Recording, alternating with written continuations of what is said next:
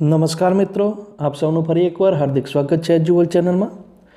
આજે આપણે આ વિડીયોમાં જોઈશું સામાન્ય જ્ઞાનના પ્રશ્નો કે જે આપને high court, TAT, TET, clerk, bank, GPSC, forest, બિન સચિવાલય વગેરે જેવી કોમ્પિટિટિવ એક્ઝામમાં ખૂબ જ ઉપયોગી સાબિત થશે। મહત્ત્વના સામાન્ય જ્ઞાનના પ્રશ્નોનો આ વિડીયોમાં મેં સમાવેશ કર્યો છે।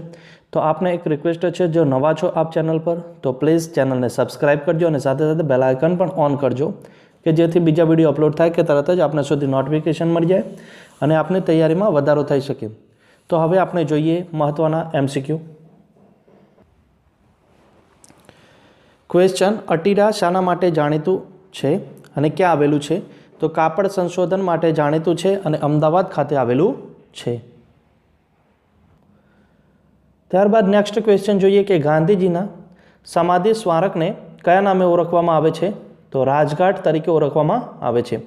ગુજરાતનું કયું સ્થળ એશિયાનું સૌથી મોટું વિન્ડ ફાર્મ ગણાય છે? તો જામનગર। ત્યારબાદ જોઈએ આપણે એશિયા ખંડની સૌથી મોટી સહકારી ડેરી એ ક્યાં આવેલી છે? તો આણંદ ખાતે આવેલી છે। ગુજરાતની ઉત્તર સરહદે પથરાયેલી પર્વતમાળા કઈ છે? તો અરવલ્લી।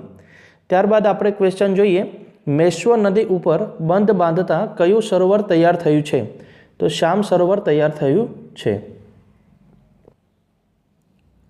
નેક્સ્ટ ક્વેશ્ચન છે કે મહુડી જૈન તીર્થની સ્થાપના એ કોણે કરી હતી? તો આચાર્ય બુદ્ધિસાગરજી। આશાપુરા માતાનો મઠ એ ક્યાં આવેલો છે? તો કચ્છ જિલ્લામાં આવેલો છે। ગુજરાતી સાહિત્ય ક્ષેત્રે નોંધપાત્ર પ્રદાન બદલ કયો સુવર્ણચંદ્રક એનાયત કરવામાં આવે છે? તો રણજીતરામ સુવર્ણચંદ્રક। ગરમ કાપડ ઉદ્યોગમાં સૌરાષ્ટ્રનો કયો જિલ્લો મોખરે છે? તો જામનગર જિલ્લો મોખરે છે। સરદાર સરોવર યોજના પૂર્ણ થતાં કેટલા મેગાવોટ વિદ્યુત ઉત્પન્ન થવાની સંભાવના છે?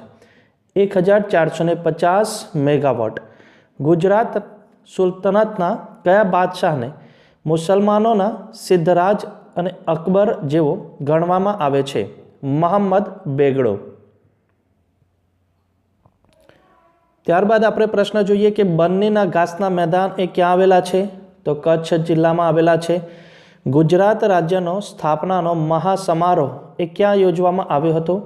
તો સાબરમતી આશ્રમ અમદાવાદ ખાતે યોજવામાં આવેલો હતો। કઈ યોજના દ્વારા ગુજરાતમાં મહત્તમ ગ્રામ વિકાસ થયો છે? તો ગોકુલ ગ્રામ યોજના દ્વારા। ગઝલકાર આદિલ મંસૂરીની સૌપ્રથમ રચના કયા સામાયિકમાં પ્રકાશિત થઈ હતી? તો કુમાર। ગીરા ધોધ એ કઈ નદી પર આવેલો છે? અંબિકા નદી પર આવેલો છે। ગુજરાતનું રાજ્ય પ્રાણી કયું છે? સિંહ છે। ત્યારબાદ આપણે ક્વેશ્ચન જોઈએ કે ફિલ્મ અભિનય ક્ષેત્રે જંપ લાવનાર પ્રથમ ગુજરાતી અભિનેત્રી કોણ હતા? તો લીલા દેસાઈ। વ દેસાઈની ભારેલો અગ્નિ નવલકથા કયા ઐતિહાસિક સ્વાતંત્ર્ય સંગ્રામના પરિવેશમાં લખાવી છે? તો ઈસવીસન 1857નો સ્વાતંત્ર્ય સંગ્રામ। જૂનાગઢમાં આવેલું કયું સ્થળ પ્રાચીન બૌદ્ધ ગુફાઓ માટે પ્રસિદ્ધ છે? ઉપરકોટ। હિન્દની પ્રજાને સ્વાતંત્ર્ય ચળવળમાં સક્રિય કરવા માટે ગાંધીજીએ ભારતમાં સૌપ્રથમ કયું ગુજરાતી અખબાર શરૂ કર્યું? નવજીવન। નળ સરોવર પર આવેલા સૌથી મોટા ટાપુનું નામ શું છે? તો પાનવડ। ત્યારબાદ આપણે પ્રશ્ન જોઈએ કે Chicago international children film festival 2009 અને 10માં કઈ ગુજરાતી ફિલ્મને ઇનામ મળ્યું હતું? તો હારૂન અરુણ।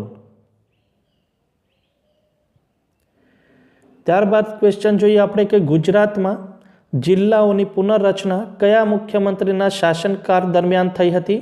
પ્રથમ તો શંકરસિંહ વાઘેલા। કર્કવૃત ગુજરાતમાં ક્યાંથી પસાર થાય છે? તો ઉત્તર ભાગમાંથી પસાર થાય છે। ગુજરાતમાં જામફળ અને દાડમના ઉત્પાદન માટે કયો જિલ્લો સૌથી વધુ જાણીતો છે? તો ભાવનગર જિલ્લો। ગુજરાતમાં મોટા અંબાજી ખાતે મેળો કયા મહિનાની પૂનમે ભરાય છે? તો ભાદરવા મહિનાની। મૈત્રક વંશના સ્થાપક રાજા પરમભટ્ટારકની રાજધાની કઈ હતી? વલભી। ત્યારબાદ આપણે પ્રશ્ન જોઈએ કે અમદાવાદ શહેરનો ભદ્રનો કિલ્લો ક્યારે બંધાયો હતો? તો 1411માં। ગુજરાતમાં સૌપ્રથમ અનાથ આશ્રમની સ્થાપના એ કોણે કરી હતી? મહિપતરામ રૂપરામ. ગાંધી વિચારધારા મુજબ કાર્યરત વિશ્વવિદ્યાલયનું નામ આપો. તો ગુજરાત વિદ્યાપીઠ. અમદાવાદમાં મંદબુદ્ધિ બાળકોને તાલીમ આપતી રાષ્ટ્રીય કક્ષાની સંસ્થા કઈ છે? તો BA institute of mental health. Next question જોઈએ આપણે કે પન્નાલાલ પટેલની જ્ઞાનપીઠ પારિતોષિક મેળવનાર નવલકથા પર આધારિત ફિલ્મનું નામ જણાવો. તો માનવીની ભવાઈ તે ફિલ્મનું નામ છે. ક્વેશ્ચન ગુજરાતમાં સૌપ્રથમ ઉર્દુ શાળા એ ક્યાં સ્થપાઈ હતી?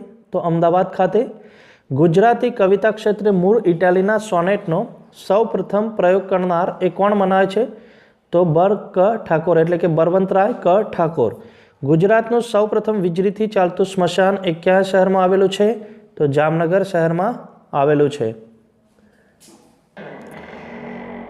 ત્યારબાદ પ્રશ્ન આપણે જોઈએ કે ચાલુક્ય ક્યારમાં અંત ભાગમાં કયા જાણીતા વિદેશી મુસાફરે ગુજરાતની મુલાકાત લીધી હતી ચાલુક્ય કાળમાં? તો માર્કો પોલો. સુરત પાસે કયો દરિયા કિનારો પ્રખ્યાત છે? ડુમસ. વિશાળ હમીરસર તળાવ એ ક્યાં આવેલું છે? તો ભુજ ખાતે આવેલું છે. સંત પુનિત મહારાજની ગ્રંથ શ્રેણીનું નામ આપો. જ્ઞાન ગંગોત્રી.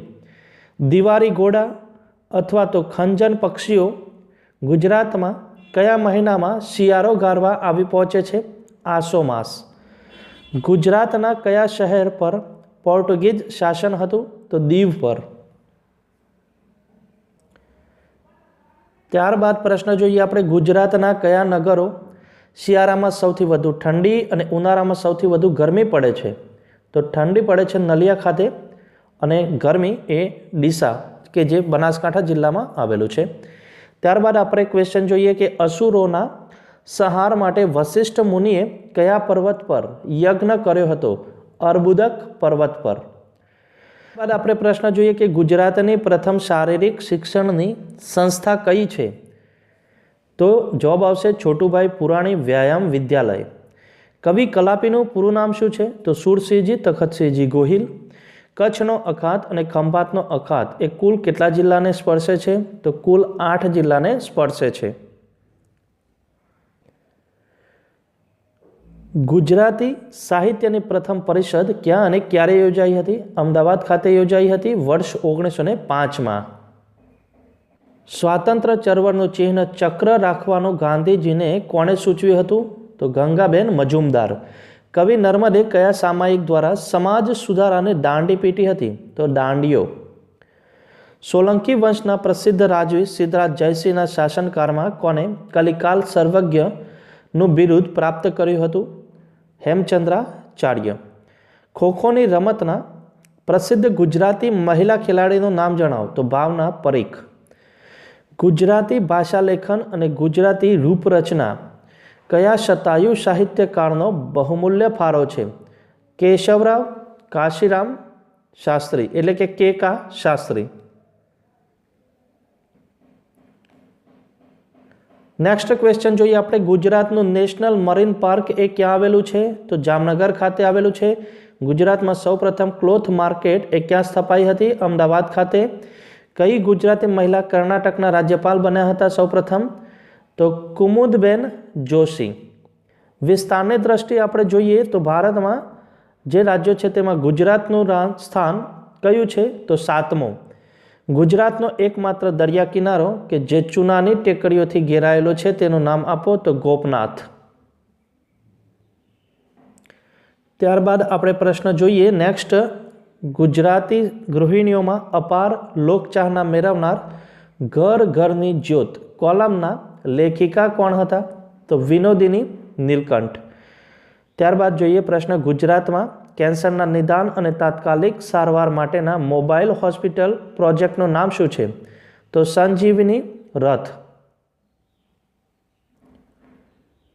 વિશ્વ પ્રસિદ્ધ કાળિયાર પાર્ક એ ગુજરાતમાં ક્યાં આવેલું છે? વેરાવદર ખાતે આવેલું છે. AMA, IIM અને PRL એ કયા મહાનુભાવની દીર્ઘ દ્રષ્ટિનું પરિણામ છે? ડૉક્ટર વિક્રમભાઈ સારાભાઈ. ગુજરાતી સાહિત્યમાં સોનેટ કાવ્યરચના વિકસાવવામાં કોનો વિશેષ ફાળો રહેલો છે? તો બ ક ઠાકોર, બળવંતરાય ક ઠાકોર. ગુજરાતમાં આવેલા પ્રસિદ્ધ જ્યોતિર્લિંગ સોમનાથના નામનો અર્થ શું થાય છે? તો ચંદ્રનો રક્ષક. ત્યારબાદ આપણે ક્વેશ્ચન જોઈએ કે ગુજરાતમાં દેહદાનની શરૂઆત એ કયા પ્રસિદ્ધ સાહિત્યકાર દ્વારા થઈ હતી? તો નાનાભાઈ ભટ્ટ. કવિ કાંતનું મૂળ નામ શું હતું? તો મણિશંકર રત્નજી ભટ્ટ. ત્યારબાદ આપણે ક્વેશ્ચન જોઈએ કે ચોટીલાના ડુંગર ઉપર કયા માતાજીનું મંદિર આવેલું છે? ચામુંડા માતા. ગુજરાતનો કેટલો વિસ્તાર વેટલેન્ડ ધરાવે છે? તો 27,000 ચોરસ કિલોમીટર વિસ્તાર. આઝાદી પછી સૌરાષ્ટ્રના લોકશાહી રાજ્યના પ્રથમ મુખ્યમંત્રી કોણ બન્યા હતા? ઉચ્છંગરાય ઢેબર. શેત્રુંજો ડુંગર ગુજરાતના કયા જિલ્લામાં આવેલો છે? ભાવનગર જિલ્લામાં આવેલો છે. વીજળીને ચમકારે મોતીડા પરોવો એ પદ એ કોણે લખેલું છે? તો ગંગા સતી. ત્યારબાદ આપણે પ્રશ્ન જોઈએ આગળનો. કવિતા આત્માની અમૃત કલા છે તેવું કયા વિવેચકે કહ્યું છે? તો આનંદ શંકર બાપુભાઈ ધ્રુવ.